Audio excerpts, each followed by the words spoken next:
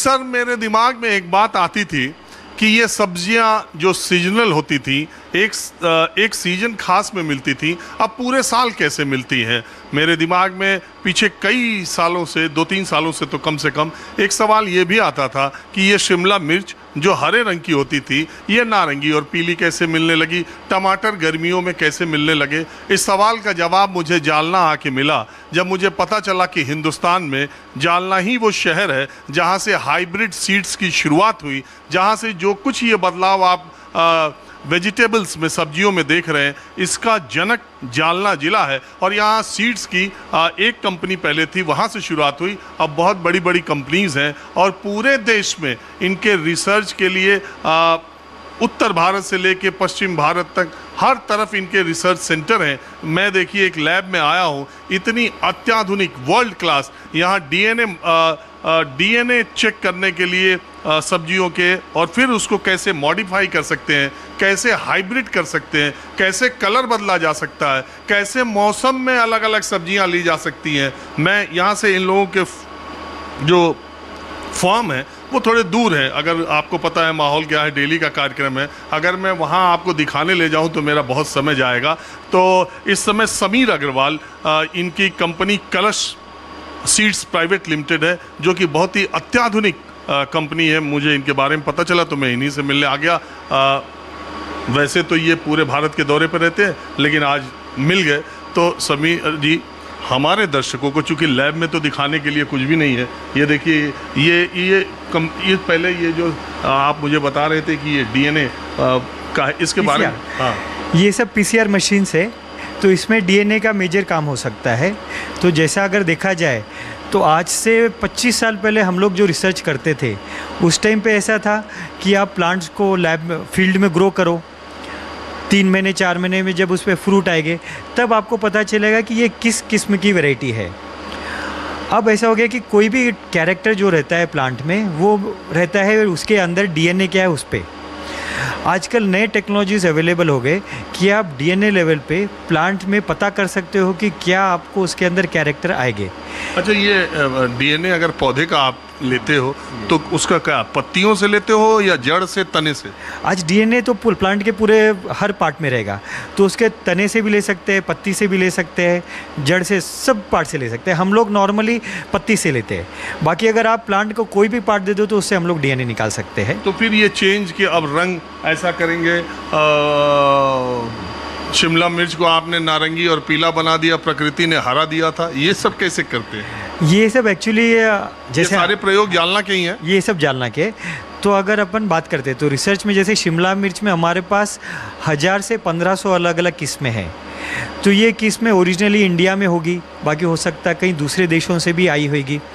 और जैसे अलग अलग वेराइटीज़ को आपस में क्रॉस करो तो कभी आप चाहते कुछ और कभी कुछ नया निकल जाता है। तो उस टाइप में जो नया निकलता है उसको फिर हम धीरे धीरे डोमेस्टिकेट कर लेते हैं, उसको स्टेबल कर लेते हैं, उस तरह से होता है।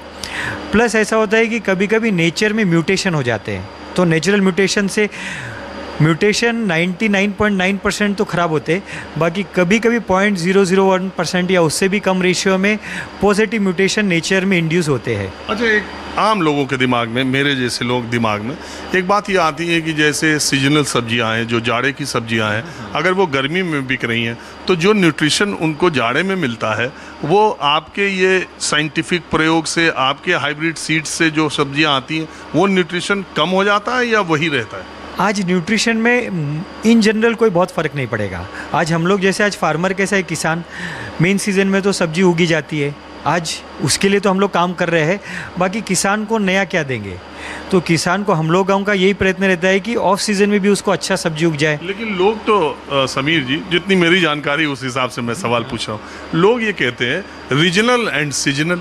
हिंदुस्तान में जिस की अलग अलग रीजन में अलग अलग सीजन में चीज़ें आती हैं, आप तो वो तोड़ी दे रहे हो जो प्रकृति का चला आ रहा है। आज ऐसा होता है कि जैसे आज बहुत सारे पुराने अपने पास मिथ्या बोलो या कंसेप्शंस है, जो कहीं कहीं सच भी है, कहीं कहीं नहीं भी है।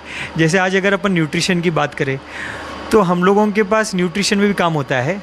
तो न्यूट्रिशन में जैसे अगर अपन कैरेट में बात किए तो कैरोटीन रहता है, टमाटो में बात किए तो लाइकोपीन, एंथोसाइनिन ये रहता है। तो आज हम लोगों के हाथ में कि उसको कितना बढ़ा सकते हैं। तो आज कैसा होता है, हर चीज़ का बैलेंस लगता है। जैसे अगर देसी टमाटो अपन बात करें तो खट्टा होता है, बाकी उसमें लाइकोपिन कंटेंट ज़्यादा होता है।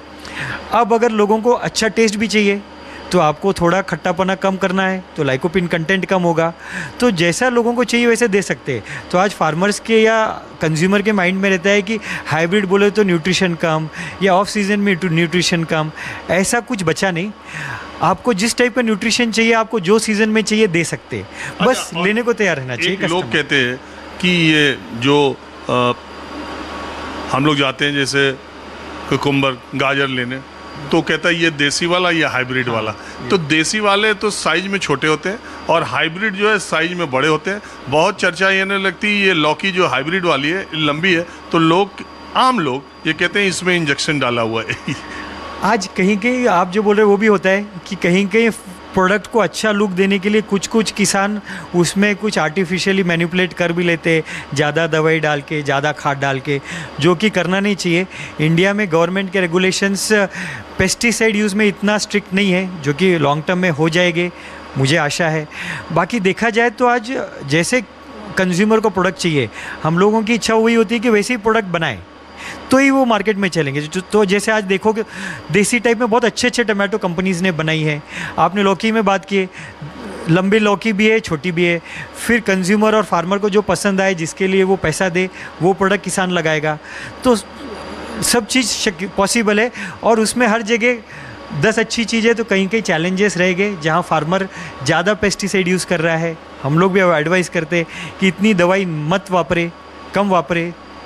चलिए, आपने बात की, इसका बहुत शुक्रिया। वैसे तो मैं सियासत की बात करता हूँ, लेकिन जहाँ जाता हूँ वहाँ की जगह भी आपको इसलिए दिखाता हूँ कि अगली बार जब आप बिना सीजन वाली सब्जी खरीदने जाएं, जब सब्जी की दुकान पर आपको शिमला मिर्च रंगीन दिखाई दे, पीले और नारंगी, तब आपको जालना याद आएगा। तब समझ में आएगा कि ये क्रांति जालना की धरती से हुई थी। तो अब मैं शिमला मिर्च में हमारे पास 1000 से 1500 अलग अलग वैरायटी है। आप अगर जनवरी में आओगे तो आपको कलर पेंट जैसे शिमला मिर्च मिल जाएगी। आप बोलना कि ये शेड कलर का चाहिए, हम लोग आपको उस टाइप का कलर शेड दे सकते हैं। देख लीजिए करामात। अब ऐसे जब मैं इनसे मिला आकर और जानकारी लिया तो इन्होंने कहा ये सीजन थोड़ा गलत है। अगर आप जनवरी के आसपास आते, दिसंबर, जनवरी, फरवरी में, तो मैं आपको इतनी रंगीन सब्जियां, इतनी रंगीन चीज़ें दिखाता कि देखने वाले का मन खुश हो जाता। मैंने कहा मैं सब्जियों के सीजन में नहीं, चुनाव के सीजन में ज़्यादा टहलता हूँ। बहरहाल आपको इतना ही दिखाना था।